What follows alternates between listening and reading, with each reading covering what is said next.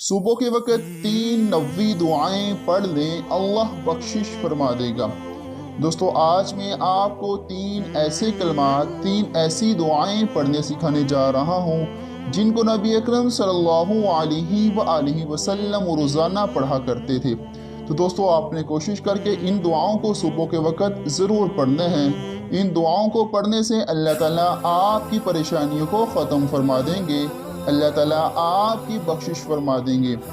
Number 1 پہ دعا ہے، اللہم صلی علی محمد محمد وعلی آل محمد۔ 18 سے 20 مرتبہ ان کلمات کو پڑھیں۔ کثرت سے درود کا پڑھنا ہر دکھ اور غم سے نجات اور بخشش کا ذریعہ ہے۔ نمبر 2، سبحان اللہ وبحمدہ سبحان اللہ العظیم۔ 25 سے 30 مرتبہ ان کلمات کو پڑھیں۔